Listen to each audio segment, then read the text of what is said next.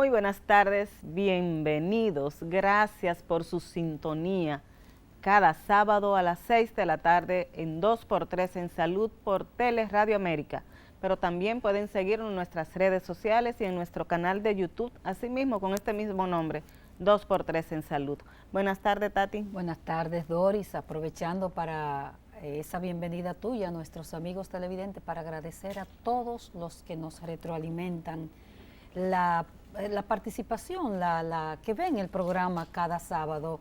Dos de ellos, Jacqueline Lamarche, que esta semana te retroalimentó a ti, y el doctor Víctor Terrero, que nos habló de que no se pierde una emisión cada sábado del programa. Gracias, y en ellos agradecerles a todos ustedes. A todo el que cada sábado nos sintoniza, y quiero, Tati, sacar un momentito para solidarizarnos con nuestros, con Julio Castillo, apellido Castillo, y todos nuestros amigos periodistas.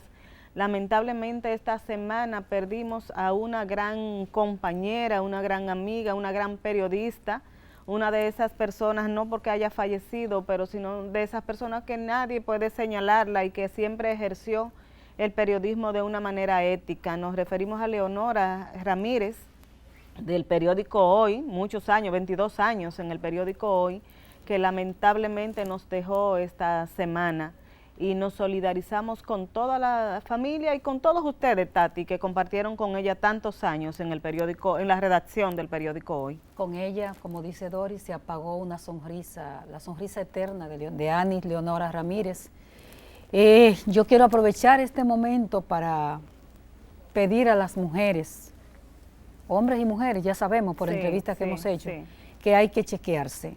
El chequeo preventivo, el cáncer de mama no se previene, no se puede evitar, pero sí se detecta a tiempo. Y la muerte de Leonora, que esa fue la enfermedad que se la llevó, debe servirnos para todo. Todos estamos afectados, hemos estado afectados desde la semana en que ella se agravó. Se partió, que quede su ejemplo, sus virtudes, su sonrisa eterna entre nosotros. Así es, Tati. Esta semana también se dio inicio a la celebración del mes de la Seguridad Social. Recordemos que el Sistema Dominicano de Seguridad Social, creado a través de la Ley 8701, se fundó o se creó justamente el 9 de mayo en el de 2001, o sea que cumple ya esta semana 22 años. 22 años de fundada, con sus luces y sus sombras, porque también yo entiendo que hay que ser justos. Hay que entender que en esos 22 años se ha avanzado en ciertos aspectos, aunque todavía hay muchísimas cosas que resolver. Así es. Estuvimos esta semana en una actividad que estuvieron para anunciar las actividades propias de esta celebración, y se hicieron bastantes preguntas, una de ellas con relación a los medicamentos de alto costo.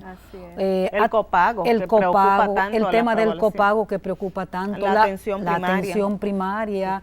Está contemplado en la ley, 22 años y todavía no se dan los primeros pasos. Cierto, para que eso. son de las grandes falencias que el sistema tiene. O sea, ellos hablaban de que el 97% de la población dominicana ya está afiliada, pero sigue también la preocupación de si ese 97% tiene un carnet y tiene un montón de negaciones, no, ¿cómo se llama eso? De no cobertura, gracias, de no cobertura. Entonces, está bien el 97% afiliado, pero que toda la gente que tiene toda esa falta de cobertura es también muy preocupante. Así mismo es. Bueno, pues con este mensaje, no sé si tú tenías otro tema que comentar. Bueno, no, sí, todavía el tema sigue gravitando, el tema de la mortalidad neonatal. El Servicio Nacional de Salud tuvo una intervención esta semana para decir que hay una meta de reducir en un 24%. Un 25%. Un 25%. Sí, se lanzó un plan de aceleración, dicen ellos, de reducción de las causas que llevan a los niños recién nacidos a las unidades de cuidados intensivos, con el propósito de reducir la mortalidad neonatal, que como sabemos ocupa entre el 78 y el 80% de las muertes infantiles en el país, y ellos procuran reducir eso. Esto surge a raíz de la situación presentada en el Hospital Materno Infantil San Lorenzo de los Minas, y me gusta de esto que es parte de un acompañamiento, se involucra a 10 maternidades del país, un acompañamiento de organismos internacionales, o sea, no solamente están trabajando en ello las autoridades nacionales, sino también todos los organismos internacionales vinculados al área de la salud que tienen incidencia en el país, así que auguramos que esto sea un paso importante para reducir lamentablemente estos indicadores que tanto nos avergüenzan, Correcto. que son los altos indicadores de mortalidad infantil y mortalidad materna. Correcto, pues enhorabuena, ponernos las pilas todo, porque es un indicador que hay que bajar. Y bueno, vámonos ahora a unos mensajes comerciales y venimos con un invitado de lujo como son los de 2x3 en salud. 2x3 en salud.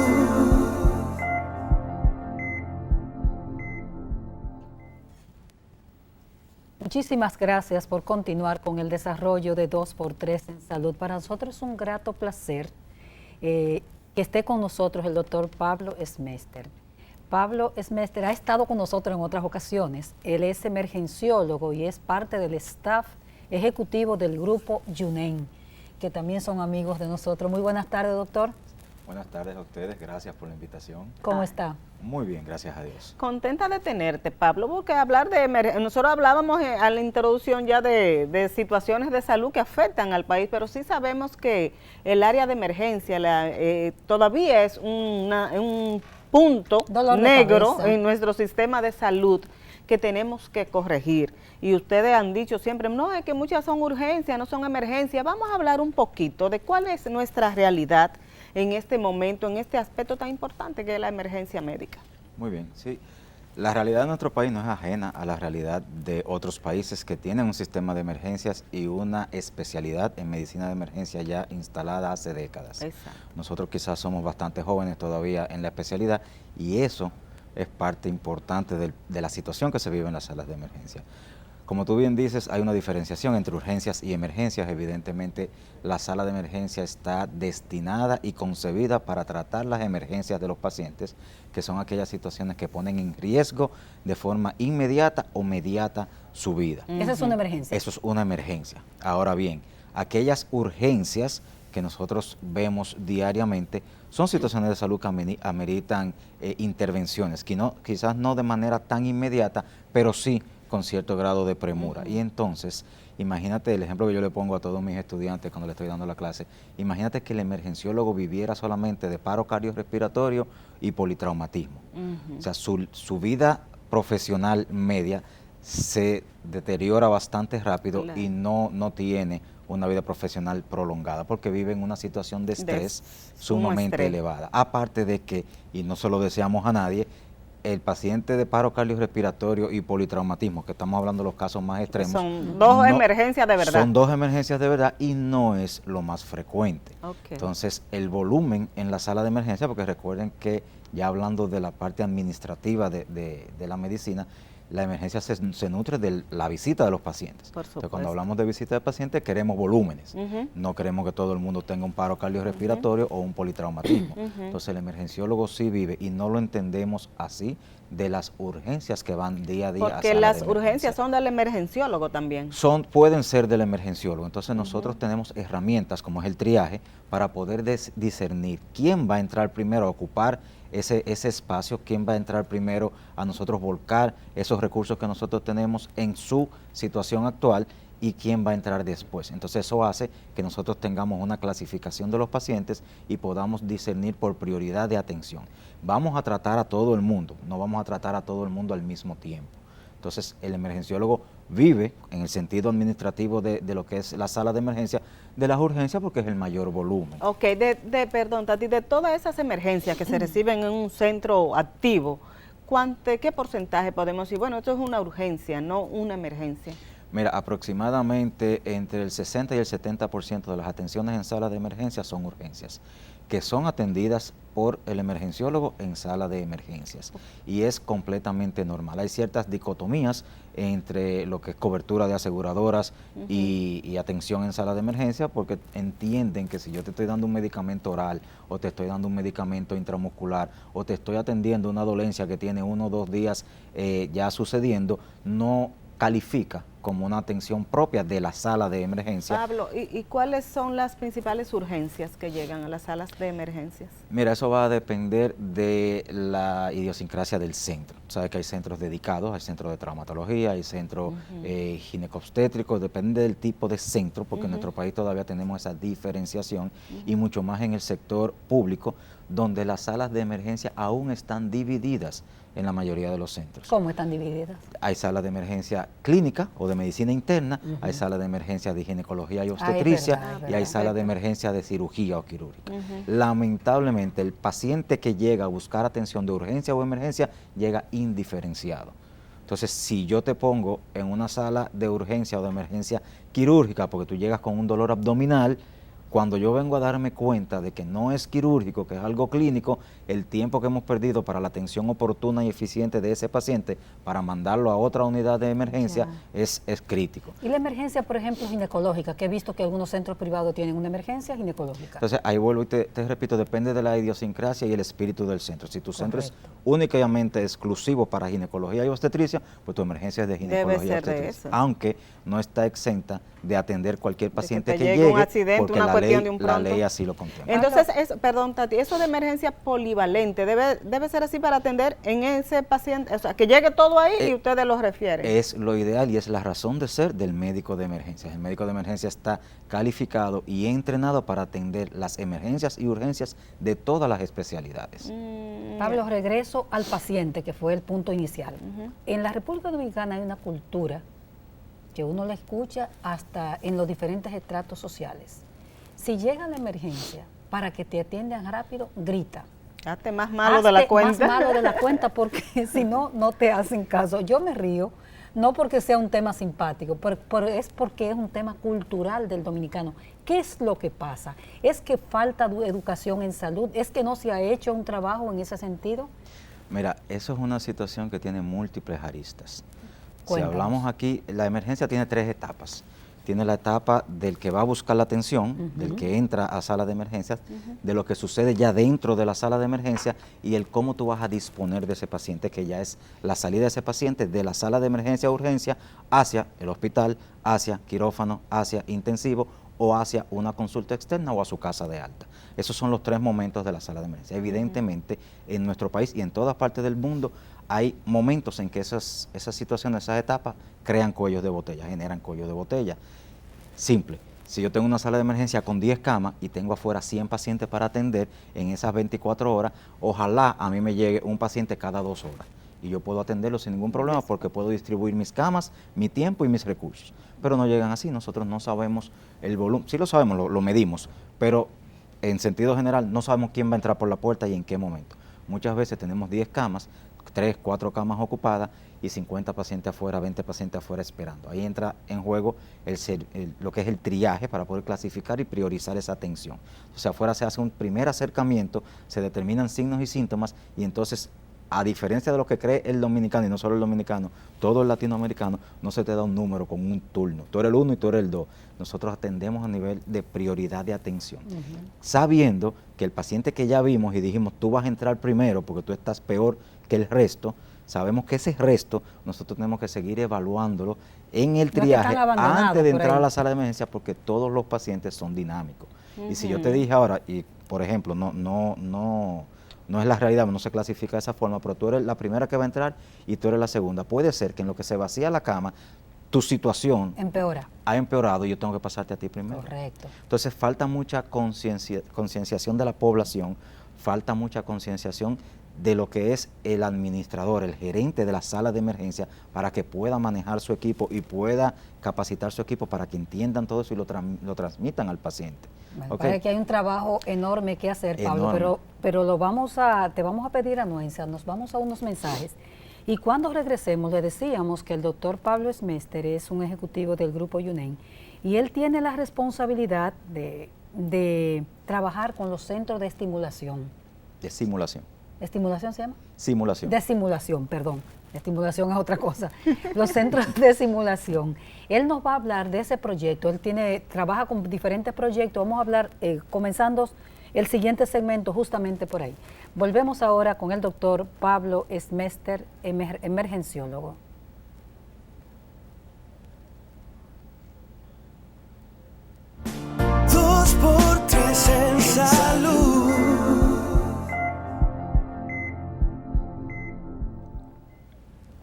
seguimos conversando de emergencias médicas con el doctor Pablo Smester, emergenciólogo. Doctor, ¿cuántos emergenciólogos hay en el país? ¿Usted fue quizás de esos primeros que se formaron, o usted maestro, claro, sabemos que es profesor? Y decía Tati, antes de irnos a la pausa, de los centros de simulación. Cuéntenos un poquito de esa Sí, mira, proyecto. para contestar tu primera pregunta, ya hay alrededor de unos 500, 600 Pues hay emergenciólogos bastante en ya. el Vamos país. avanzando, entonces. Vamos avanzando, ya tenemos casi 15 años de creada la especialidad. ¿Dónde se forman?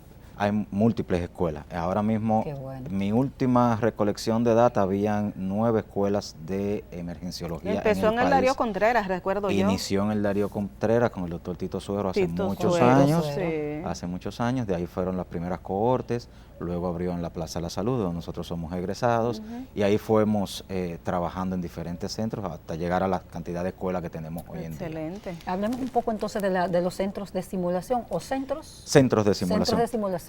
Mira, Altagracia, ya está la parte académica de la medicina, pero académica en múltiples sentidos. Nosotros la hacemos en varios lugares. La hacemos en la universidad, ¿En INTEC? porque ahora en INTEC, y la hacemos in situ en los hospitales. Perfecto. Ahí fue que nosotros iniciamos. ¿Por qué? Porque sabemos y entendimos hace ya aproximadamente 15 años que la enseñanza de la medicina a través de la simulación no era el futuro, es el presente. ¿Qué es Perfecto. la simulación? Entonces la simulación médica viene a jugar un papel importante siendo la enseñanza de medicina a través de simuladores. Los simuladores tienen una amplia gama, hay simuladores de alta fidelidad que son esos maniquís completos, de cuerpo completo que tú tienes, que dependiendo de la inversión que quiera hacer el centro de simulación, te hace y te simula prácticamente todo. Hay maniquí que sudan, que lloran, que Wow. tienen secreciones, que tienen cambios hemodinámicos, que simulan ruidos cardíacos, ruidos abdominales, ruidos pulmonares, que responden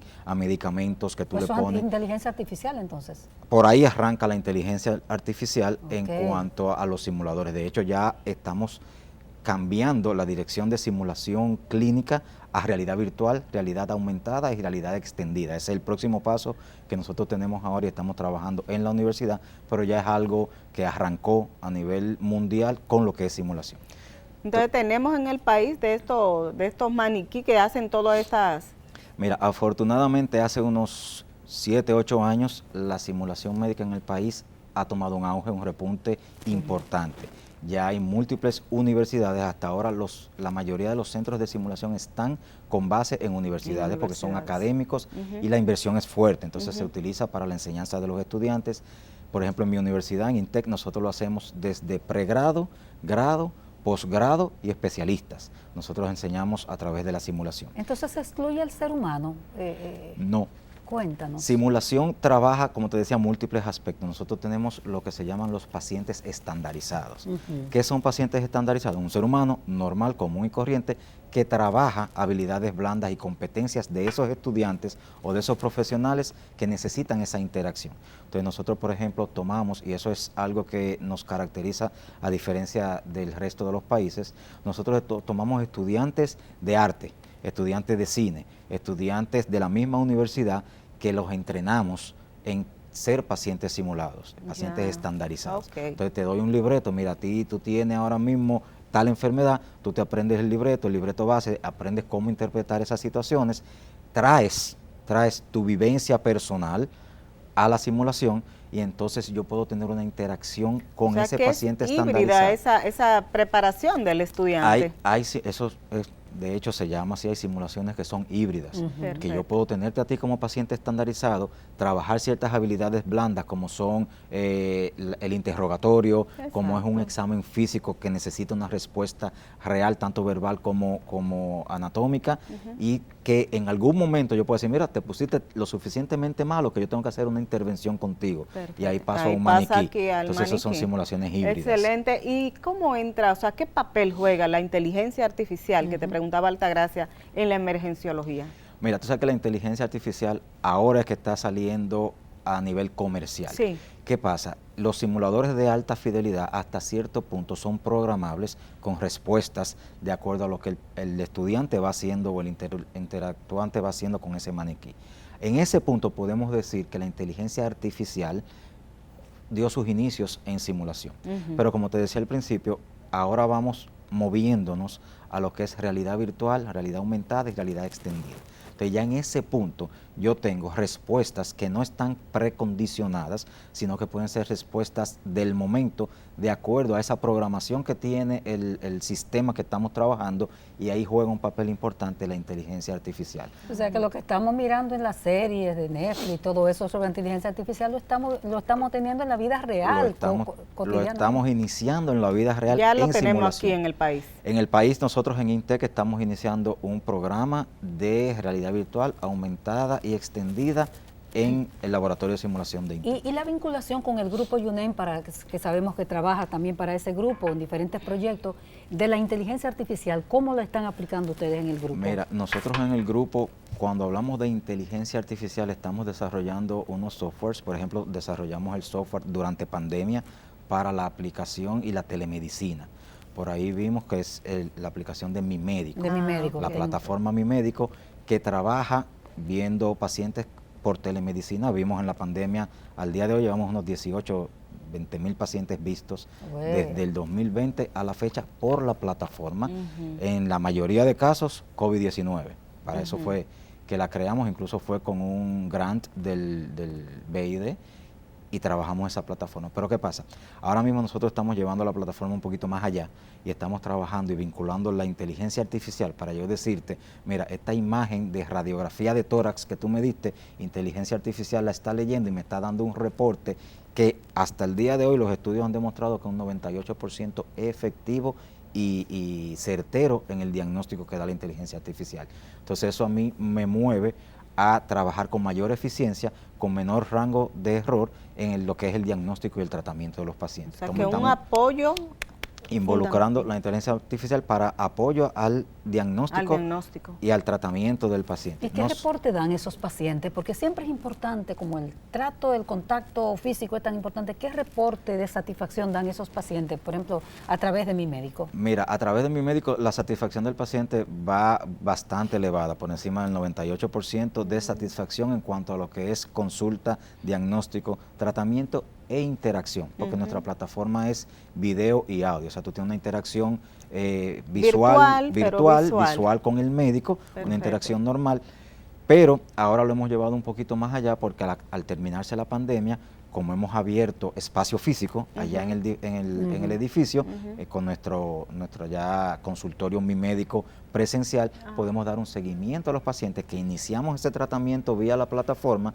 y si lo amerita, hacemos un seguimiento presencial que allá ya en el dio ese consultorio, salto también a y lo entonces ahí presencial. integramos todo lo que es ya la medicina tradicional con la plataforma. Aparte de que ahora hemos desarrollado un acuerdo bilateral con el sistema de hospitales de Northwell en Estados Unidos, sí, hemos y visto. tenemos presencia académica y consultas de segunda opinión virtual a través del híbrido de los programas de la plataforma nuestra con la plataforma de ellos, y entonces ahí trabaja la inteligencia Y artificial. están viniendo al país médicos de Estados Unidos. Están además. viniendo al país. Recuerda que lo que hacemos es que damos charlas y conferencias para la parte académica del acuerdo y segundas opiniones en temas puntuales y especialidades. Entonces, ¿cómo entra puntuales. aquí la inteligencia artificial en ese acuerdo que dices tú, en esa segunda opinión, en la segunda Correcto, opinión? porque ambas plataformas trabajan y tienen como base inteligencia artificial. Perfecto. Trabajamos la inteligencia médica a través de la inteligencia artificial para poder abastecer ambas bases de datos y ambas plataformas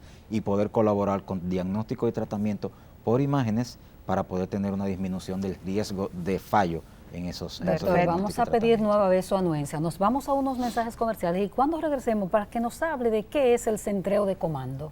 Centro de comando. Centro de comando. Es centro de comando. ¿Qué es eso y cómo lo aplican ustedes en el grupo? Para que nos hable un poquito de esa experiencia. Regresamos ahora con el doctor Pablo Smester del grupo UNEM. 2x3 en salud.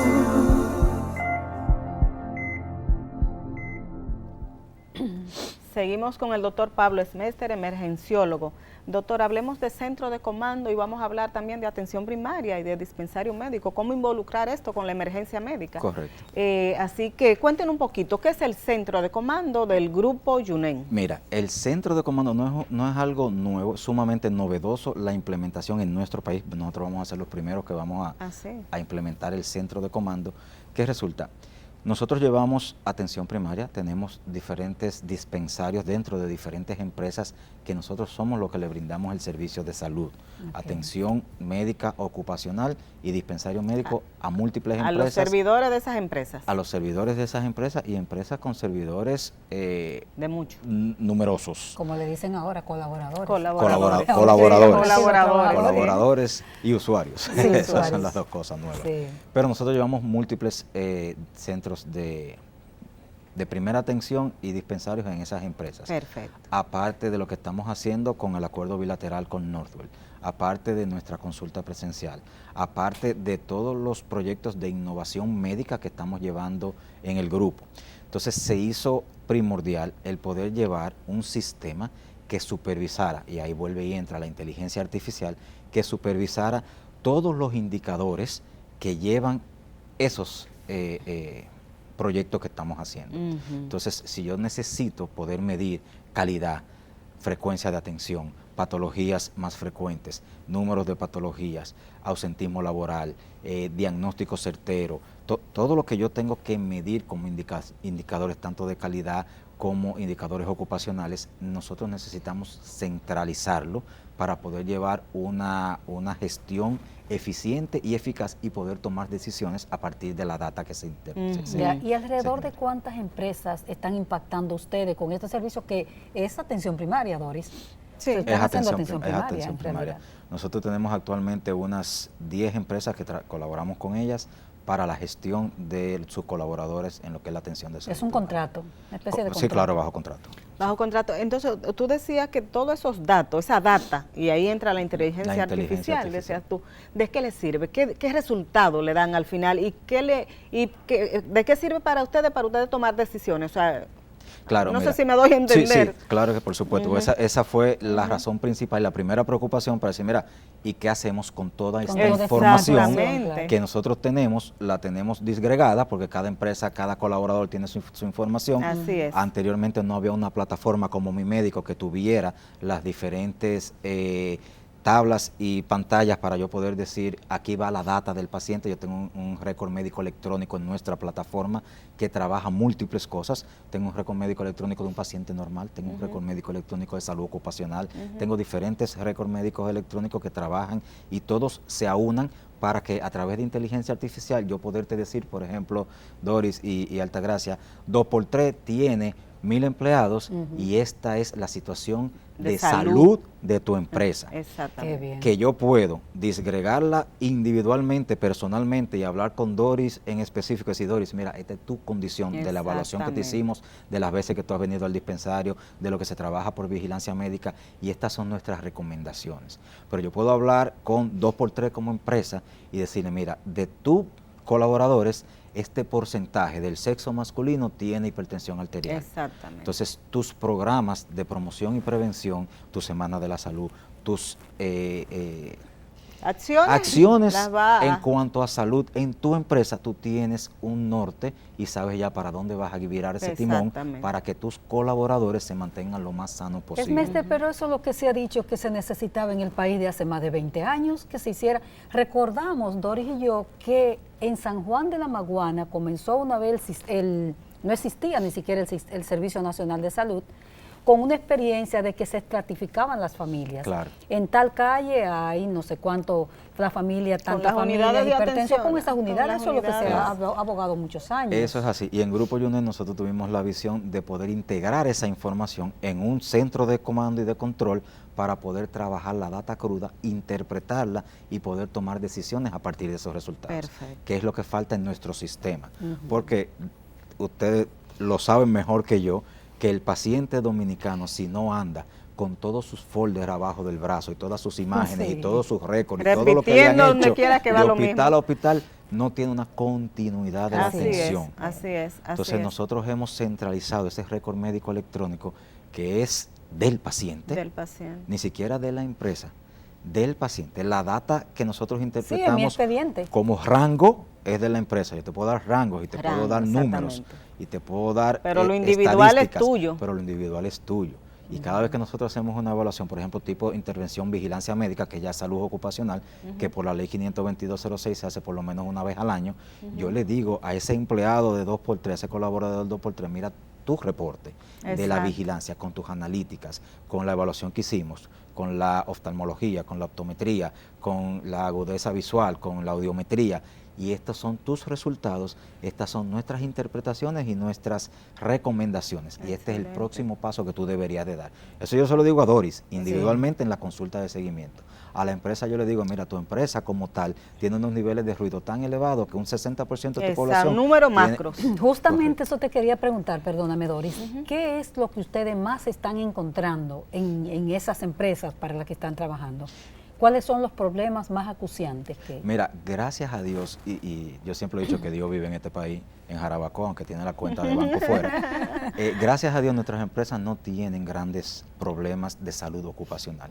Tienen los accidentes laborales esporádicos, normales de toda empresa, porque en algún momento va a suceder, por eso son accidentes, pero a nivel de salud y de atención primaria dentro del dispensario, son problemas ni siquiera relacionados en su mayor parte. Vinculado al trabajo, ¿no? Vinculado al trabajo. ¿Y estrés, salud mental?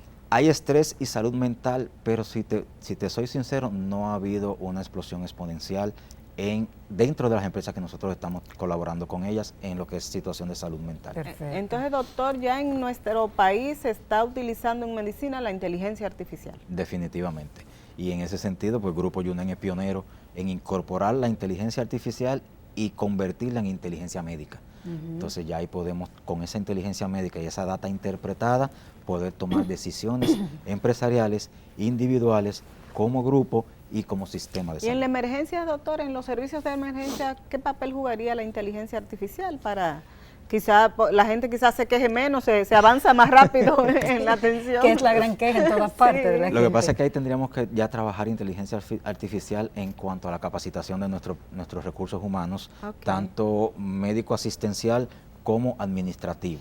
Y ahí no solamente la inteligencia artificial, sino que el papel preponderante lo jugaría la simulación médica. La simulación. Ya, doctor, dejando un poquito atrás toda esta experiencia del Grupo Yunen y volviendo al emergenciólogo que es Pablo Smester, que ha tenido una experiencia en centros importantes, muy importantes del país, y sé lo que se vive en eso porque nos ha tocado de cerca algunas experiencias. De cerca y de madrugada. Y de madrugada con personas, y no ha sido fácil. Doc, ¿qué genera en el emergenciólogo? El emergenciólogo es una persona, un profesional acostumbrado al manejo del dolor, a situaciones de estrés. ¿No se deshumaniza, doctor, de tanto manejar dolor? Háblenos un poco de esa experiencia. Mira, el emergenciólogo no está... ¿Se acostumbra al dolor? No está acostumbrado, está entrenado para hacerle frente a esas situaciones. Evidentemente es un ser humano y todo cobra un peaje. Hay pacientes que te tocan, hay pacientes que te duelen, hay pacientes que tú lo sientes, hay pacientes que tú lo cargas contigo por el resto de tu vida profesional. Bien. ¿Okay? Como todo ser humano que está brindando una atención, y en este caso una atención de salud en una situación de emergencia. Y eso es inevitable. De hecho, hay estudios que ya han comprobado que el médico de emergencia tiene una vida media profesional unos 10 a 15 años menor que el resto de los especialistas.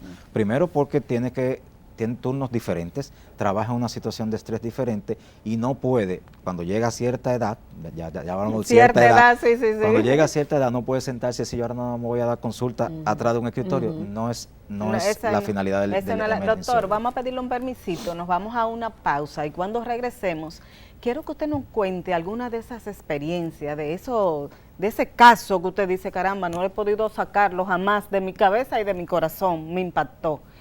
Pero nos va a hacer esa historia cuando regresemos, así que no se lo pierda. Nos vamos a la parte humana ahora con el doctor Smester. 2x3 en salud.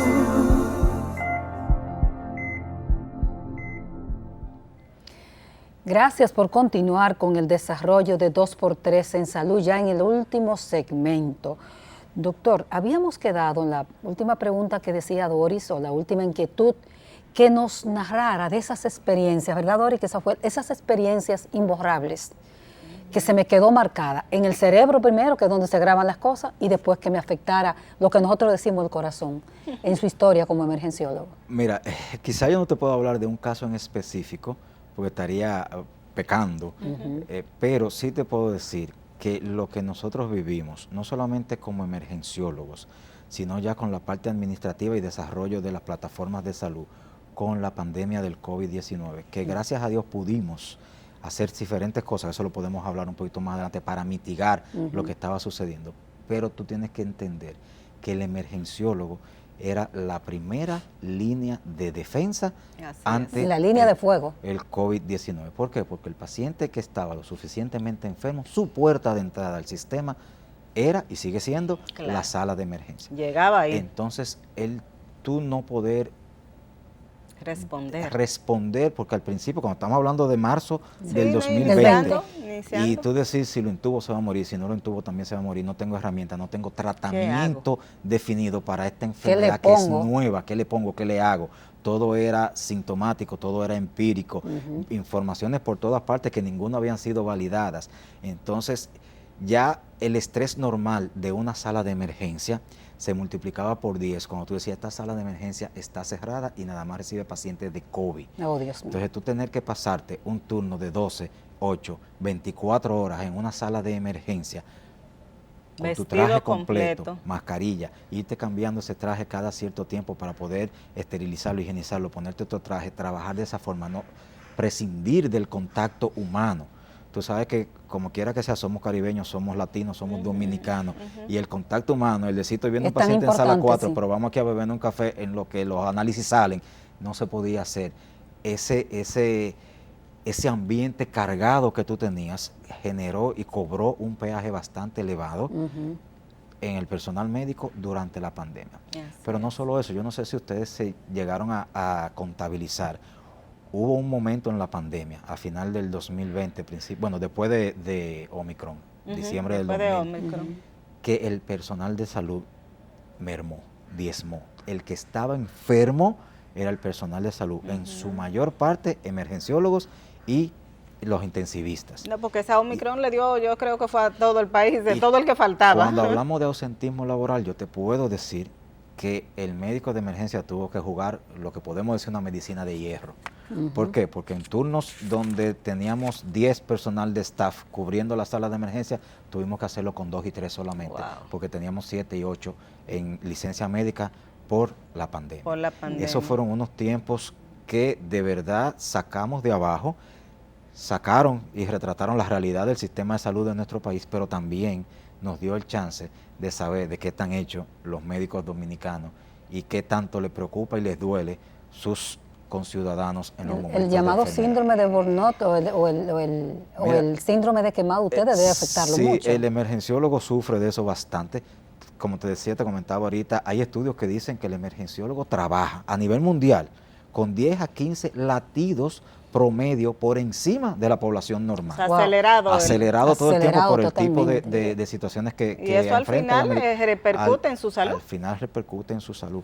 Pero el tú tener que decir, mira, yo acabo de atender 3 pacientes y de esos 3 pacientes en pandemia de COVID se murieron 2 y yo no pude hacer nada, y tú tener que salir, irte al patio, al parqueo, a un lugar que estaba desolado, quitarte ese traje y respirar y decir, increíble. Dame un segundo que yo vuelvo y entro ahora.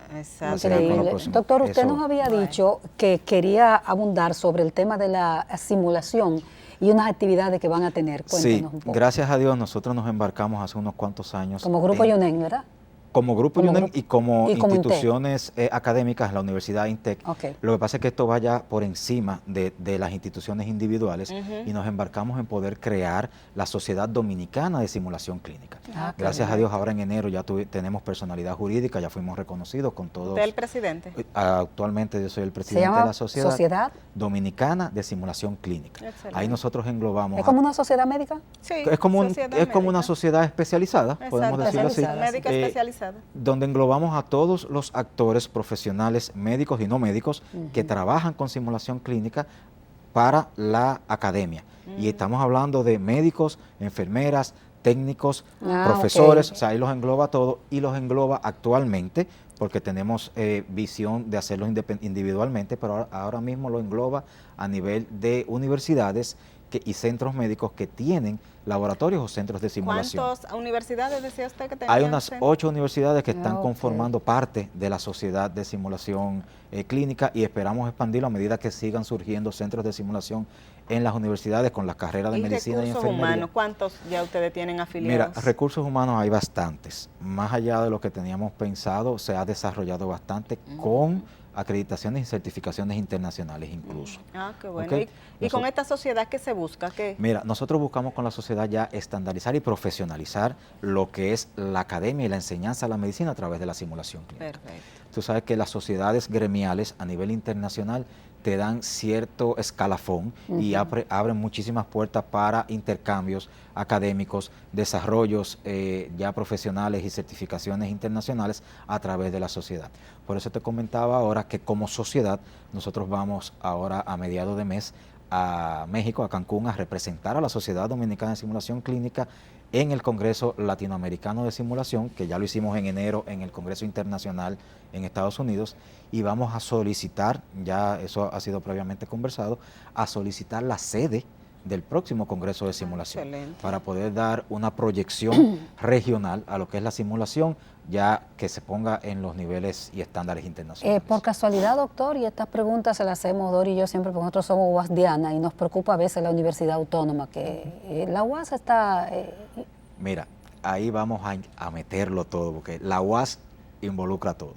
Como Grupo Yunen, nosotros participamos en una licitación que hizo la UAS para la creación de su centro de simulación. Ay, qué bueno, Nosotros me ganamos alegra la eso. licitación, gracias a Dios pudimos equipar, capacitar e inaugurar el centro de simulación clínica de la Universidad Autónoma de Santo Excelente. Domingo. O sea, ya lo Excelente. tiene la Ya UAS. lo tienen, está funcionando, tiene su staff, están trabajando, son parte ahora de la Sociedad Dominicana de Simulación Clínica, fueron los últimos en entrar porque terminamos de inaugurar apenas el año pasado, o sea que ya estaba conformado todo, pero ya son parte de la Sociedad Dominicana de Simulación y están trabajando. Es un centro que no tiene nada que envidiarle a ningún otro centro, ni siquiera regional, ¿ok? Así que pueden pasar por allá a visitarlo, tienen Ay, qué bueno. todo lo que necesita para trabajar, no solamente al estudiante de medicina del recinto sede, sino que trabajaron en el equipamiento y la capacitación de su personal para 2 de las unidades satélites, una en Santiago y la otra en San Francisco. Porque ustedes como Grupo Yunen también brindan esos servicios de instalar. De asesorías, de asesoría. licitaciones y participación en lo que tiene que ver con proyectos de salud. ¿Y Nosotros cuántos son somos- ustedes, doctor, en el Grupo Yunen? En el Grupo Yunen son- En términos de lo que es innovación en salud no somos muchos, somos unos 5 o 6 personas Ok. que trabajamos lo que es el garaje de innovación en salud, ideas en salud y proyectos de lo que Y tiene en que salud, ver ¿qué con salud. desarrollan ustedes? O sea, ¿cuántos proyectos? Mira, más o te menos? puedo decir que desarrollamos la plataforma Mi Médico, Mi que ya la Médico, que ha conversamos sido durante famosa. la Sí, pandemia. sí. Involucramos la parte de inteligencia artificial. Se está ahora proyectando y optimizando la misma plataforma para que se integre completamente con la inteligencia artificial. Estamos llevando la parte de los dispensarios. Nosotros fuimos los pioneros en hacer el drive-thru de De pruebas las pruebas. para COVID. Sí. Nosotros fuimos los pioneros en desarrollar la campaña de Yo me la pongo para la vacunación. Correcto, Grupo sí. Yunen en Innovación en Salud fue el que se la jugó y dijo, vamos a traer la vacuna. Y trajimos la primera vacuna que a este fue la punto, vacuna, la Sinovac. la Sinovac, La que a Sinovac. este punto podemos decir, y así ha sido reconocido a nivel internacional también en los diferentes foros, podemos decir sin temor a equivocarnos que eso hizo que se salvaran miles de vidas antes de decir, mira, el protocolo de vacuna es este. Bueno, ¿Ok? lo reconoció el propio gobierno Lo y a nivel reconoció- internacional también, lo porque el país reconoció tuvo un propio liderazgo gobierno. importante, ¿cierto? Correcto, fuimos los que desarrollamos y participamos en el desarrollo de las primeras guías de tratamiento para los pacientes de COVID, tanto cuando estábamos en la institución, en la Bueno, sala de pues tiene emergencia. unos cuantos cerebritos, pero no por pequeños, sino buenos cerebros Nos en hemos el grupo. mantenido ocupados. Sí, sí, ocupado pensando. Bueno, doctor, la verdad que para nosotros ha sido maravilloso. Y con usted se puede hablar no solamente de emergencia, sino de muchísimos temas más que vamos a seguir en lo adelante desarrollándolo. Así que le agradecemos muchísimo, sabemos lo ocupado que es usted con sus actividades tanto docentes como de labor médica. Así que gracias por acompañarnos. A nuestros amigos televidentes también le agradecemos muchísimo estar ahí cada sábado acompañándonos en estos programas que tratamos de llevarle temas interesantes y nos vemos la próxima semana.